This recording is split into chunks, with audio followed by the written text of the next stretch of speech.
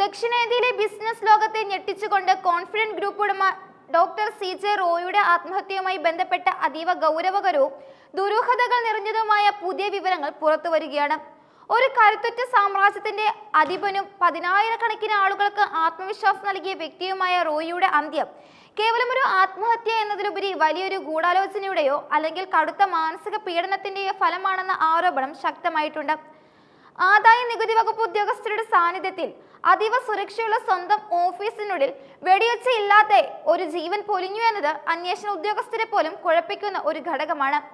Raid നടന്നുകൊണ്ടിരിക്കെ അമ്മയെ phone വിളിക്കണം എന്നാവശ്യപ്പെട്ട് സ്വന്തം മുറിയിലേക്ക് പിന്മാറിയ റോയി അവിടെ വെച്ച് തന്റെ ലൈസൻസുള്ള തോക്ക് ഉപയോഗിച്ച് സ്വയം വെടിയുയർക്കുകയായിരുന്നു. എന്നാൽ ഈ മരണത്തെ നിഗൂഢമാക്കുന്നത് അദ്ദേഹം ഉപയോഗിച്ച തോക്കിൽ സൈലൻസർ ഘടിപ്പിച്ചിരുന്നു എന്ന കണ്ടെത്തലാണ്. അതീവ സുരക്ഷയുള്ള ആ കെട്ടിടത്തിനുള്ളിൽ വെടിവെച്ച് കേൾക്കാതിരിക്കുന്നതിനാലാണ് പുറത്തുണ്ടായിരുന്ന ജീവനക്കാരോ ഉദ്യോഗസ്ഥരോ മരണം പെട്ടെന്ന് തിരിച്ചറിയാതിരുന്നത്. ഏകദേശം 15 മിനിറ്റുകൾക്ക് ശേഷമാണ് റോയി രക്തത്തിൽ കുളിച്ചു കിടക്കുന്നത് ജീവനക്കാരുടെ ശ്രദ്ധയിൽപ്പെടുന്നത്.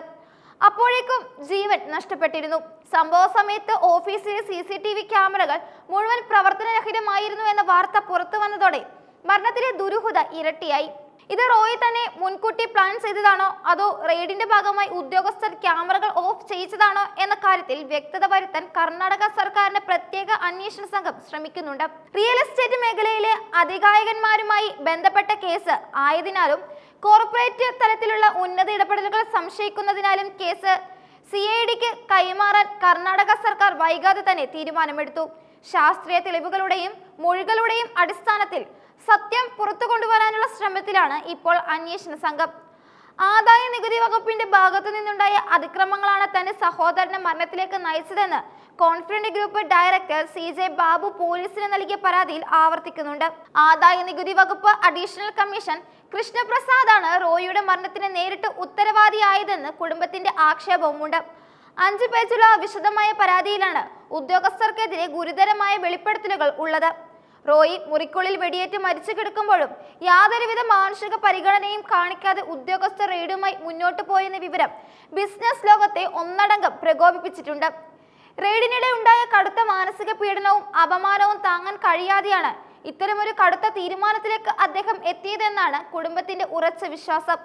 1 മണിക്കൂർ നീണ്ട ആ അടച്ചിട്ട മുറിയിലെ ചോദ്യം ചെയ്യലിനിടയിൽ അദ്ദേഹത്തിന്റെ ആത്മവിശ്വാസം തകർത്ത ആ രഹസ്യം എന്തായിരുന്നുവെന്നാണ് CID പ്രധാനമായും അന്വേഷിക്കുന്നത്. സാധാരണഗതിയിൽ കുറ്റകൃത്യങ്ങളിൽ ഏർപ്പെടുന്നവരോ ക്രിമിനൽ സംഘടനകളോ ആണ് വെടിവെച്ച പുറത്തു കേൾക്കാതിരിക്കാൻ സൈലൻസർ ഘടിപ്പിച്ച തോക്കുകൾ ഉപയോഗിക്കാറുള്ളത്. എന്നാൽ നിയമപരമായി തോക്ക് കൈവശം വെച്ചിരിക്കുന്ന റോയി എന്തിനാണ് അതിൽ സൈലൻസർ ഉപയോഗിച്ചത് എന്ന ചോദ്യം അന്വേഷണത്തിൽ നിർണായകമാണ്. തന്റെ മരണം ആരും പെട്ടെന്ന് അറിയരുത് എന്ന് അദ്ദേഹം ആഗ്രഹിച്ചിരുന്നോ അതോ ഇതിന് പിന്നിൽ മറ്റാരെങ്കിലും ഉണ്ടോ എന്ന സാധ്യതയും പോലീസ് തള്ളിക്കളയുന്നില്ല. CCTV ദൃശ്യങ്ങൾ ലഭ്യമല്ലാത്ത സാഹചര്യത്തിൽ ഫോൺ രേഖകളും ഫോറൻസിക് പരിശോധനാ ഫലങ്ങളും മാത്രമാണ് ഇപ്പോൾ അന്വേഷണ സംഘത്തിന് മുൻപിലുള്ള ഏക വഴി.